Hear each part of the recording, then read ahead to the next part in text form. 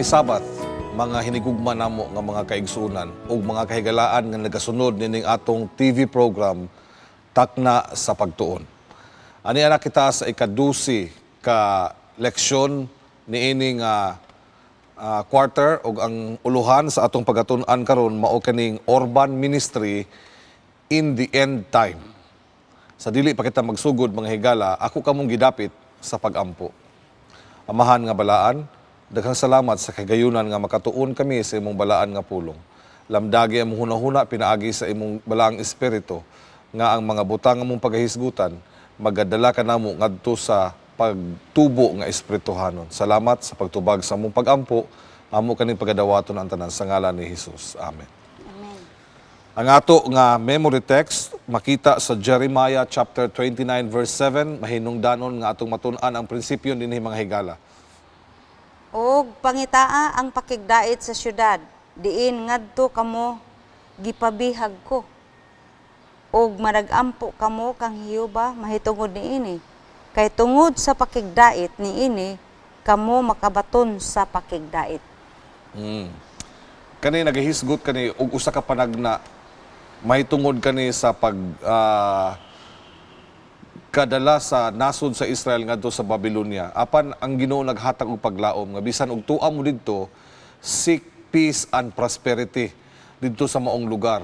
Kay kung kani nga lugar mahimong magmauswagon usab kamo. Mao kani mga higala atong pagatun-an karon mahinungdanon kaayo ang Urban Ministry in the End Time.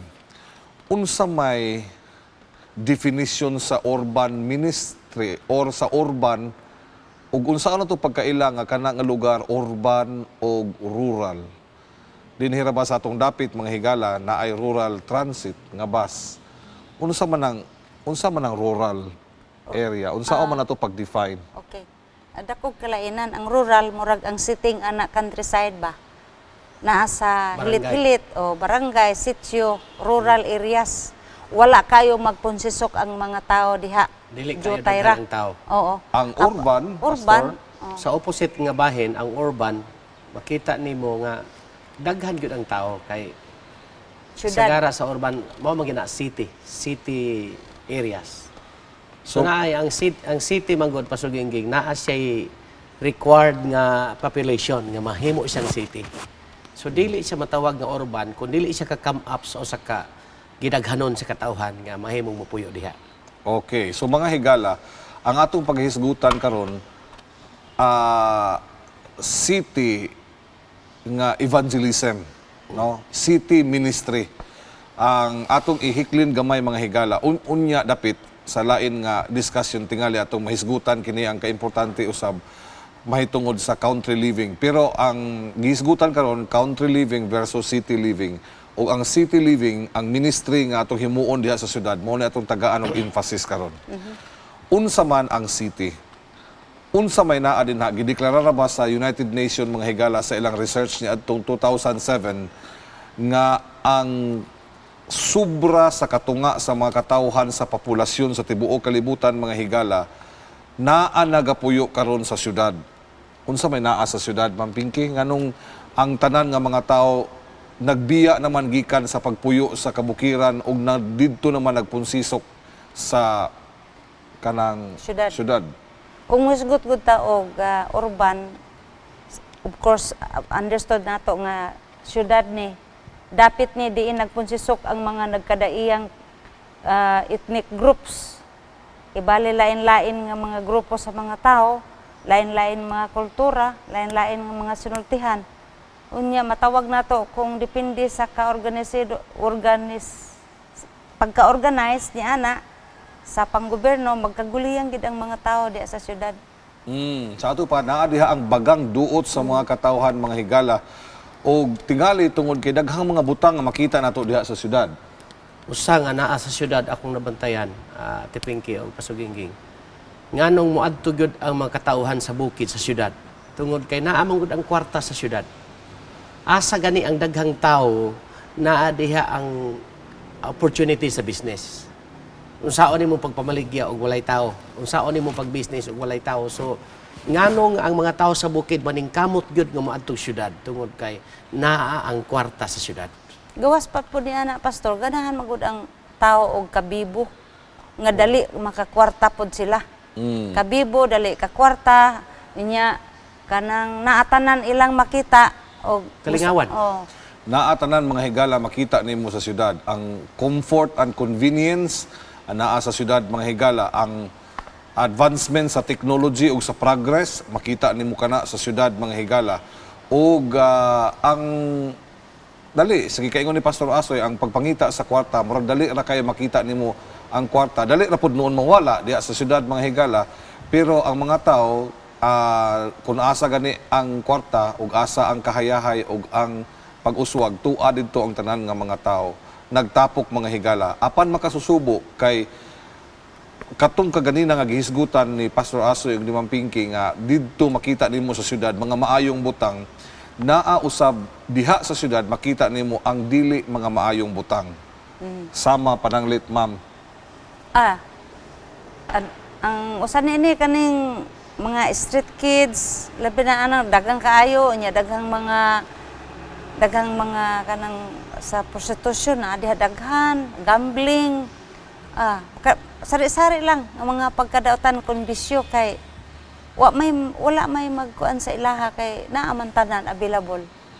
Usa lang ka disadvantage sa syudad. Ang word nga secularism. Secular kay ang mga tao tungod sa kabisi sa panginabuhi sa mga tao. Grabing ginukdanay sa panginabuhi. Usahay mahimo nilang rason nga wala sila time para sa Ginoo. Wala na, usahay malimot na ang tao og sangpit sa Ginoo tungod kay sa akong gikaingon busy panginabuhi. Negosyo. Usahay ang imong tan-aw negosyo na lang. Ang imong tan-awon ang panginabuhi na lang usahay malimot ka nga naay Ginoo. Di pagkawas pagidana pastor kanang punto bitaw nga gukod ang tao sa kung mahimo pa lang wa na panahon ipahulay kay dili man siya kamit sa iyang mga panginahanglan kung magtulog-tulog siya para dito sa bukid. So mo nga makaingon ta nga ang pagmensahe diha sa syudad murag inantigo gyud nga unsaon sila pag-reach out. Tungod manggod po na kay ang cost of living sa syudad lahi. Ang mahal man ang paliliton sa syudad. Di pa lahi man sa bukid kay pwede man ka mananom-tanom lang. Pero sa syudad ngano nga ang mga tao maningkamot gyud mahal ang balay. Mahal ang kuryente, mahal ang paliliton tanan. So dako tuod kag kita pero maningkamot gyud ka makaapas ka sa imong panginahanglan. dako kayo ang makita nimo sa syudad mga higala nga contrast ang tanan nga contrast naa dinha makita nimo sa syudad ang kaabundansya makita pud nimo ang dakong kakulang mga higala ang kahayahay makita nimo naa pud dinha ang kalisod nga grabe kay makita nimo mga higala ang pag-uswag sa daghan nga mga klaseng pagkaon naa sa syudad naa pud dinha ang kagutom mga tao nga daghan kayo nananas kilid nagpuyo karton ra gihigdaan mga higala naa nimo na tanan makita sa syudad mao hinungdan mga higala nga tungod kay naay dakong duot sa mga katawhan kung naa galid daghan kay mga grupo o kaduot sa mga katawhan naa po diha ang tanang klaseng problema mga higala mga kaigsunan where there are people there are problems og mauna mga higala ang atong makita sa syudad og sa kani ang mga tao usab nagbato na lang po og kuan Pastor Asoy speaking of kanang imong giingon gaganina nga secular na kay ang mga tao og ang panghuna-huna galing mampingki secular na mosulod po dayon ang panghuna-huna nga materialistic no ang materialism mosulod gidayon basta secular na ang mind materialistic na ang pursuit ang pangginoo mga higala na hikling na ang dako nga challenge nato karon mao nga unsaon pag-evangelize dito sa syudad or nga ang syudad imong daugon ngadto kang Kristo ug wala baka po ang iglesia na apektuhan sa challenge sa secularism o sa materialism.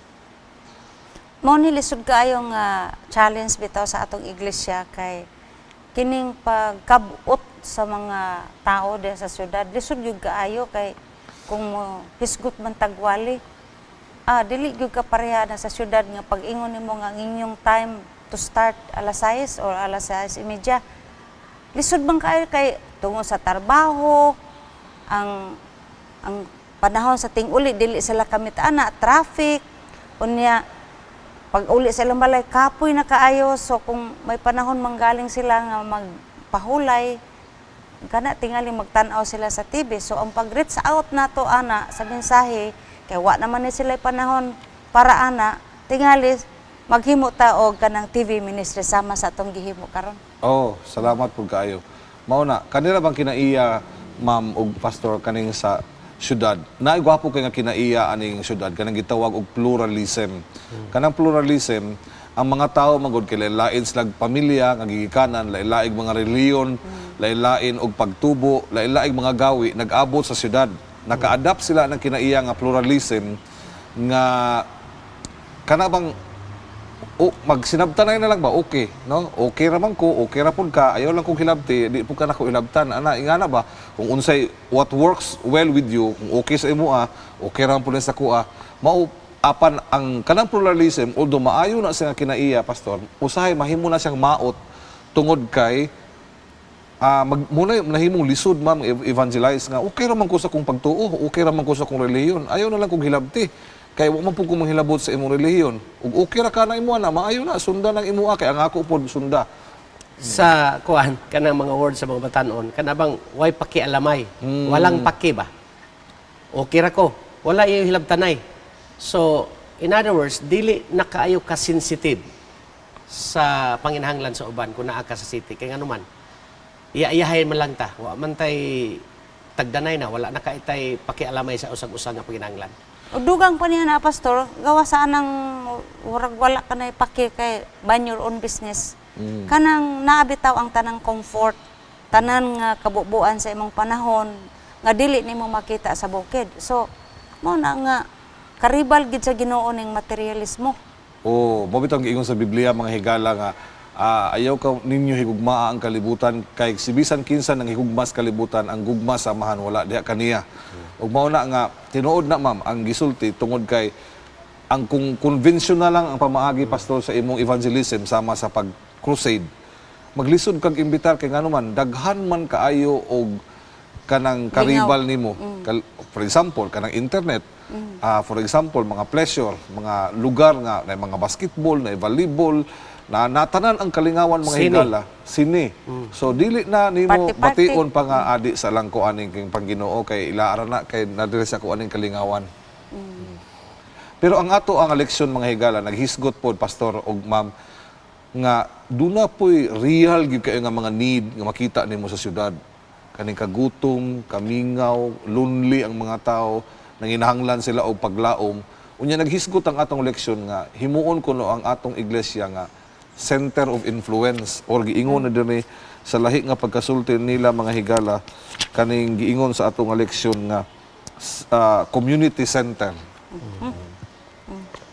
Nga Actually, kung imong tan-awon kanang giingon diha nga center of influence, ang ato manggong syudad kung imong tan-awon, bisan tuod naa ang daghang tao diha, naa po diha nagapunsisok ang mga tao nga naa gapakinahanglan, naay mga tao diha nga gibati og kasakit sa ilang kinabuhi. Kanang gitawag og hurting place, naa diha og ato makita nga kung maghisgot kag hurting place, kaning mga dapita, kaning lugar nga syudad, sa kadaghan sa tao, daghan pud sa mga tao diha ang nagantos nga naa sa kasakitan. Usa na siya ka opportunity nato nga ma-offer nato ang atong pagtabang kanila nga magamit nato na nga paagi nga maka-evangelize ta nila. Mao na siya ang naa sa atong lesson mga kaigsoon. ang ato pong ang gihisgutan po sa atong leksyon Ma'am Pinky. Salamat Pastor Asoy sa imong maayo kay nga pagka pa-connect sa ato ang evangelism. Kanang influence, center of influence. Kung mahimo everyday di dili lang kay unsa na panagsa lang, no? Sa ato pa ang pagministeryo sama anang gi-excite sa atong leksyon nga mag-provide og breakfast kada adlaw, kada buntag. Dako kaya na siya kay ngano man daghan kay tawo gigutom kanang street children lang daan. Oo.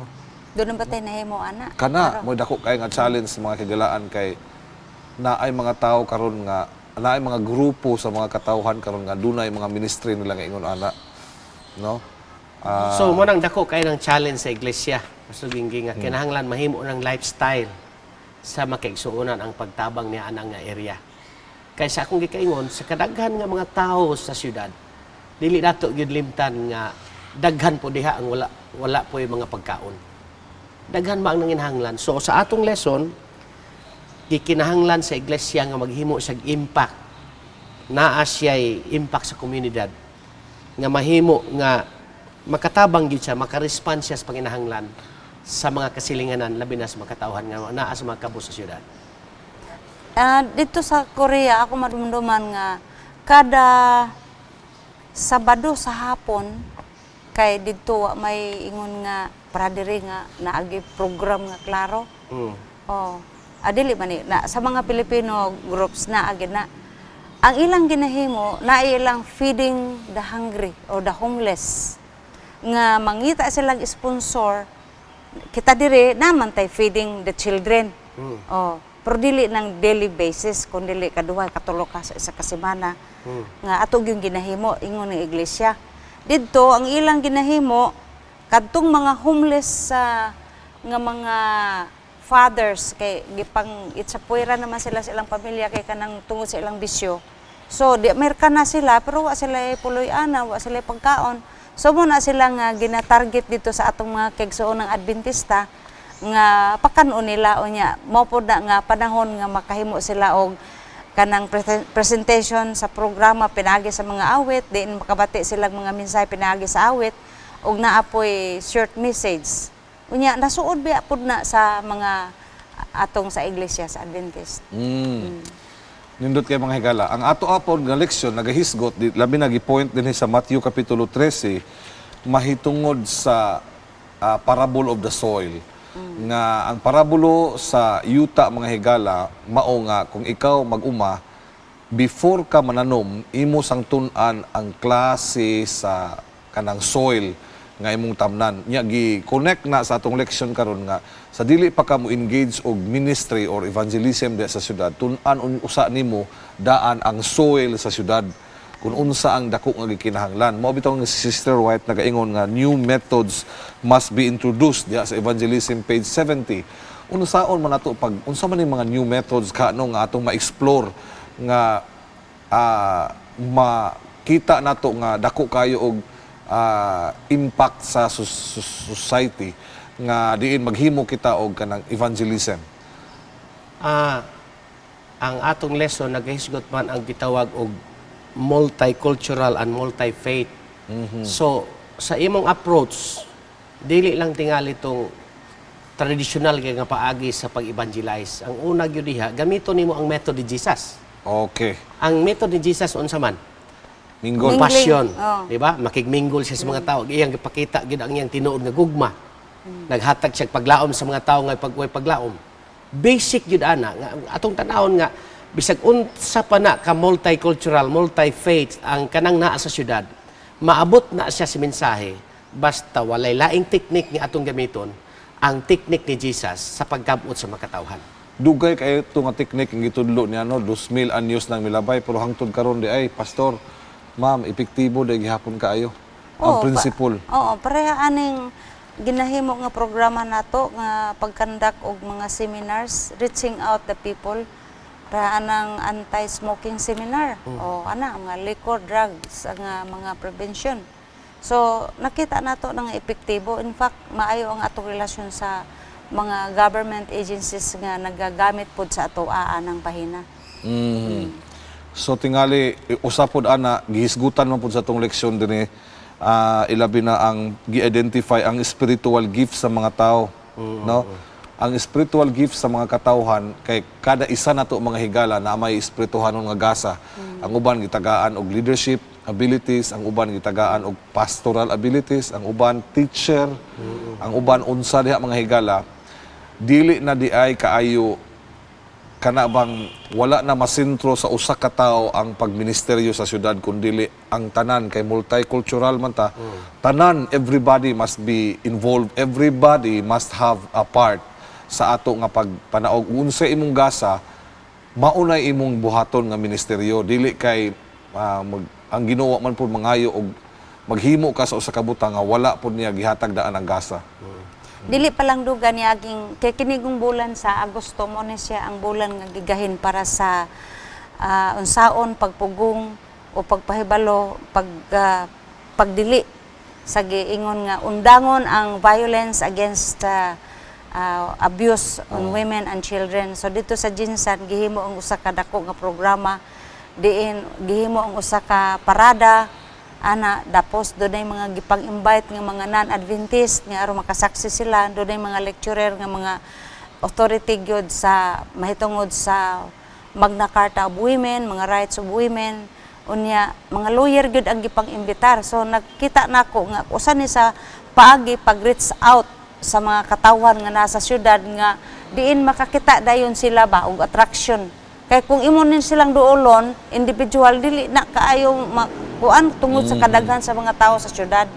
So tingali ang paghimo og kanang belonging ba? Nga naay belonging. Lain-lain man gud ang level sa mga katawhan sa syudad. Example, if you are a professional, ang imong kabuoton pud mga professionals.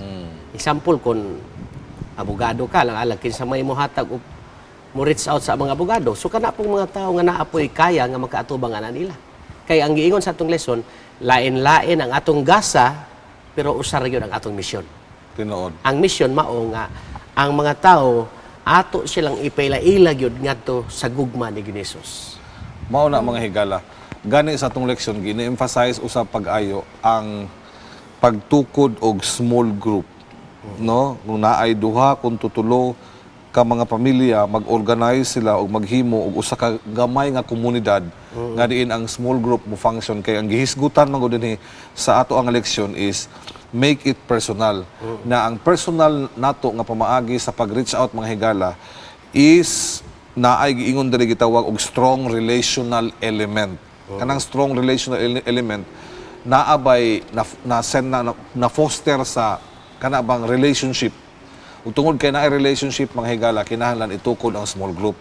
Kaya diha nimo makita sa small group ang microcosm nga diha sa gospel, no? Gamay kay isang grupo pero mauna siya nagrepresent sa dako nga grupo sa mga katawhan. Na diha nimo makita ang mga needs ug na supply. Unya ang mga tao nga member sa small group, makita nila ang needs sa ilang grupo ug makita pud nila ang need sa dako kayo nga katawhan, body of people nga mura mag microcosm ba, makita niya dito sa makita niya ang sa gamay kaayo nga grupo ang tanan nga reflection sa dako nga grupo. Sayon manggod kaayo Pastor Gingging ang pag-establish og strong relationship sa small group. Anang giingon diha nga finding personal relationship with Christ. So unsaon nimo pagdala sa mga tawo ngadto kang Kristo? So diha una sa gamay nga grupo.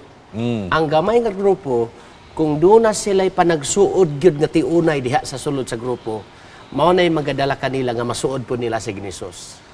Mao na basic na siya sa small group. So gidasig ang makaigsuonan nga kung ma-establisar gyud ning small group nga atong ipadasig sa atong mga iglesia, walay rason nga dili nato maabot ang hutong sa tanang level sa makatawhan alang sa pagkabot sa makatawhan nga naa sa syudad.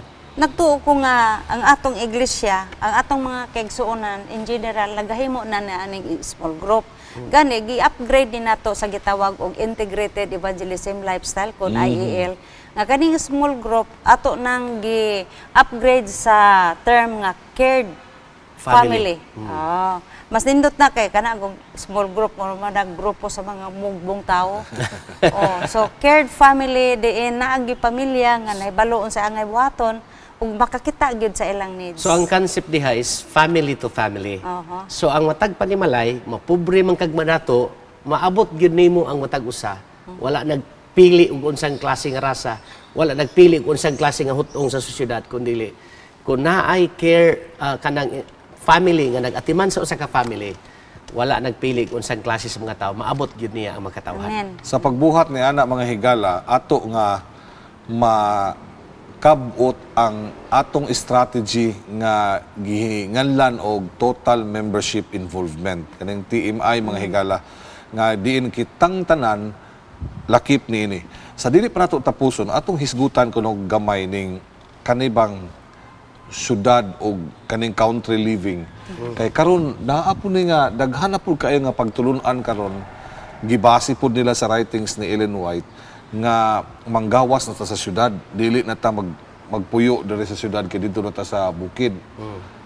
Naapil na ba nag-discuss sa atong lesson karon labi na sa Biyernes dapit sa Huwebes ug sa Biyernes ang ato nga leksyon mga higala nag-emphasize labi na sa medical ministry nga sinulat ni Ellen White nga when the cities are worked as God would have them, the result will be the setting in operation of a mighty movement such as we have not yet witnessed.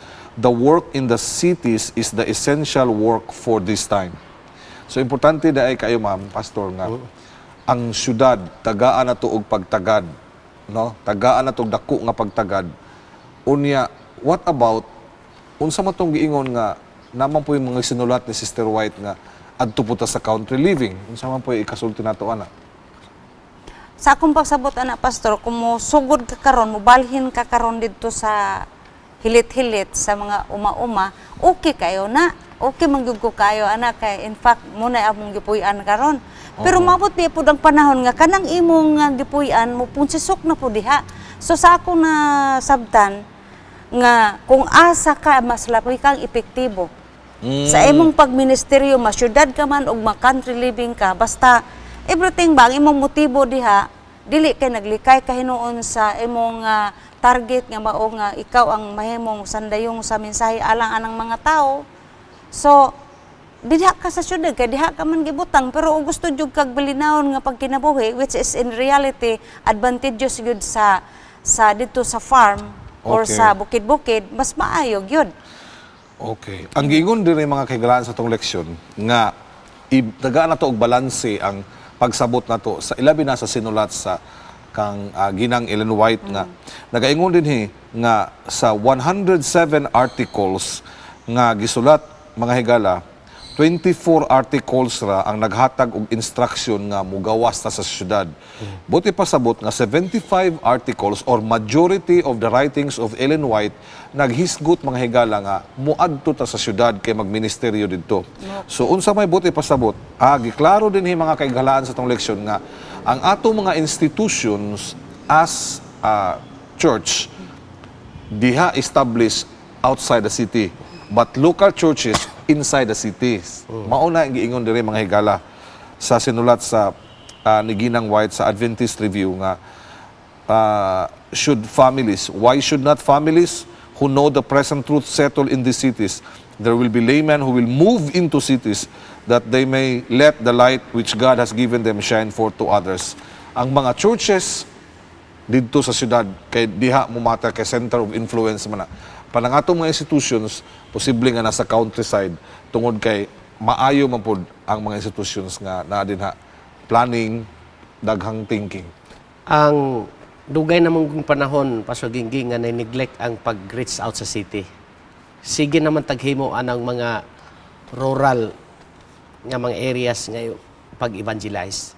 So gidasig kita karon kanang gitawag og mission to the cities.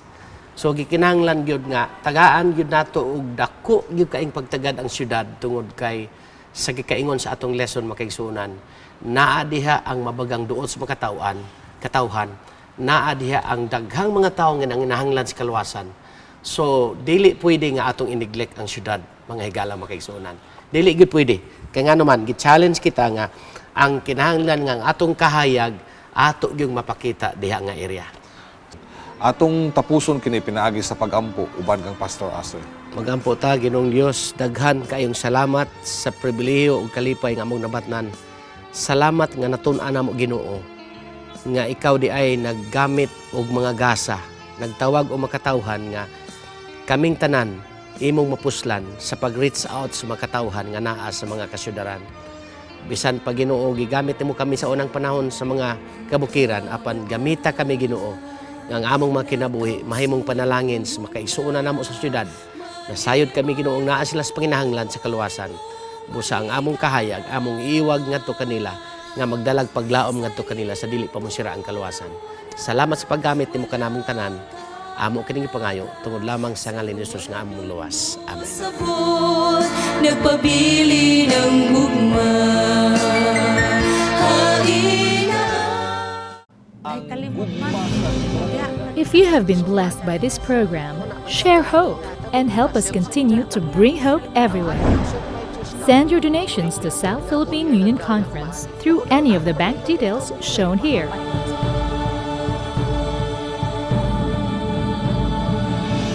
Hope Channel.